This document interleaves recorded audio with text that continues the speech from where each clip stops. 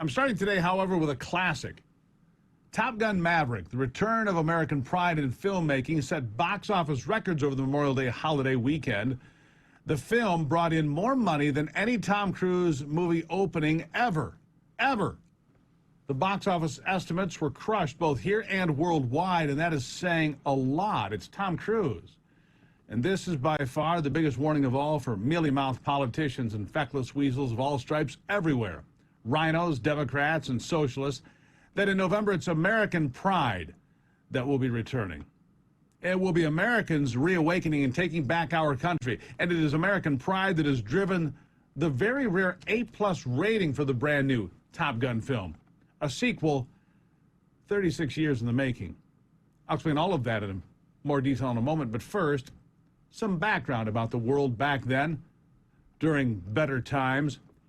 In 1986, when Top Gun was released, America was strong and proud, and getting stronger all the time.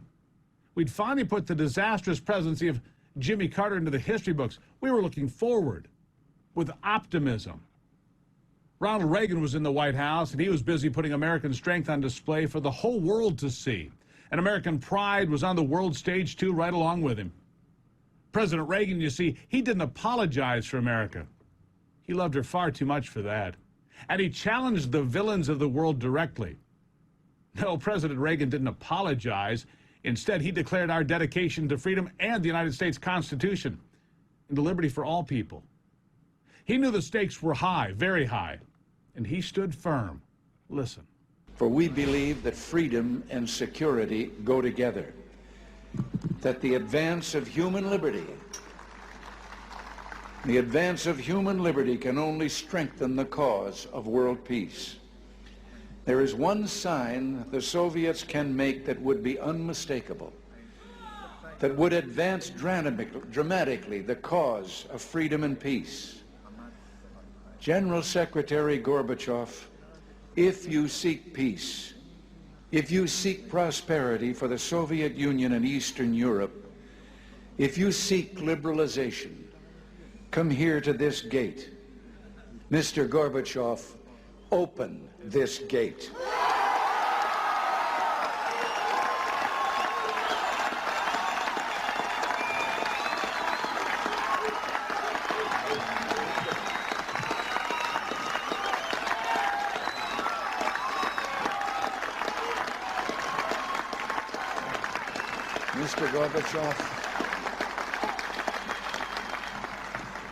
Mr. Gorbachev, tear down this wall.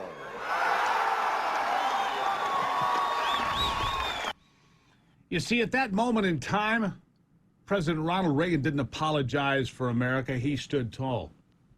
Top Gun was unapologetic, too, in portraying American strength against the evil empire of the Soviet Union. We knew exactly who we were. We knew who our enemies were.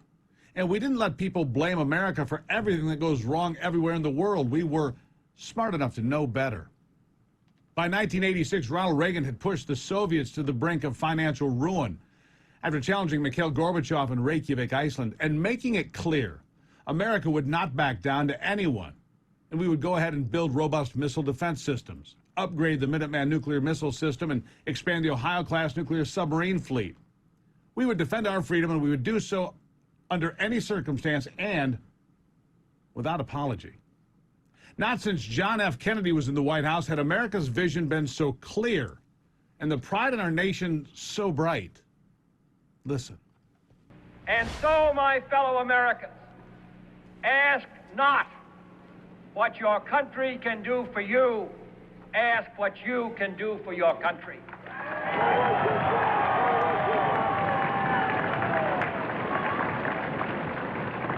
My fellow citizens of the world, ask not what America will do for you, but what together we can do for the freedom of man. Can you imagine a president saying, citizens of the world, don't ask what we can do for you, ask what you can do for everyone? In 1986, America had found herself again after being lost, back on a course like the one that JFK envisioned right there when he first took office. That was the backdrop of Top Gun back in 1986. America was back with Tom Cruise, Val Kilmer, Tom Skerritt, Meg Ryan, and a host of Hollywood's top guns, flexing American muscle on the big screen. No apologies, no caveats, no BS, just a message. America is the best nation in the world. We're tough, we're strong, we're just, and besides that, we're pretty damn cool, too. In America, we have swagger, and the villains in the movies were not Americans, but the wicked forces of communism and dictators and the evil empire. There wasn't any of this self-loathing, America's a terrible place, and we have to apologize for the mistakes of the past crap. There was no woke movement. And Joe Biden then was a very safe distance from the White House and still busy embracing the likes of Klan Master Senator Robert Byrd of West Virginia, but that's a different story. In 1986, America believed in herself again, and the original Top Gun captured all of that. All of that. So now let me tell you, this is why Democrats should be scared to death of what's coming in November. You see, audiences here and around the world are applauding the pro-America themes in the new movie. The world needs a hero right now, so do we. And guess what? America is still that hero. Top Gun Maverick delivered on every one of those themes again in 2022. American pride, American strength, American bravado, and yes, some American swagger.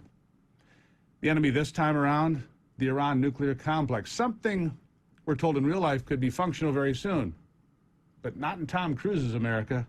No way.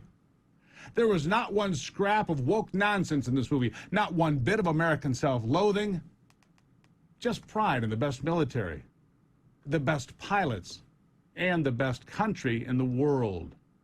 Not a single mention of climate change, transgender military pilots, or hate speech. Nope, no white supremacy, and not even a single gay sex scene. I mean, what is the world coming to? I mean, they seriously sent out a movie with a straight white guy hooking back up with his ex-girlfriend to save the world and killing the enemy, all without remorse. So, dear Democrats, socialists, progressives, and weak-willed rhinos, go watch Top Gun Maverick.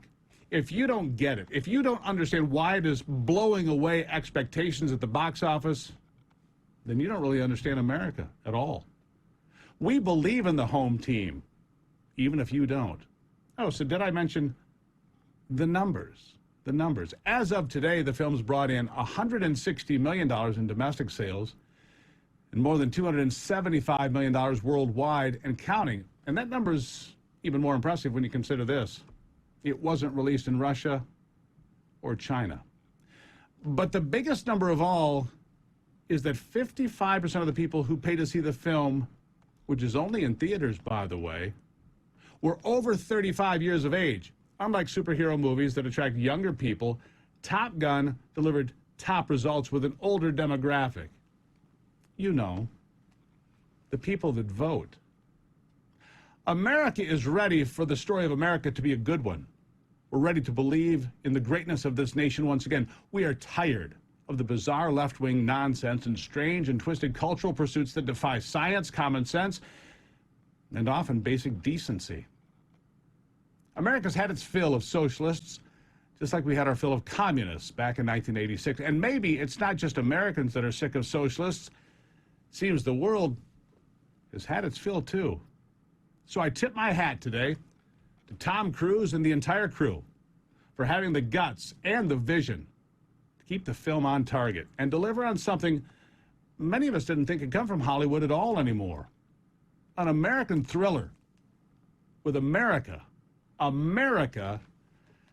as the clear-cut hero. Oh, and Democrats, don't say I didn't warn you.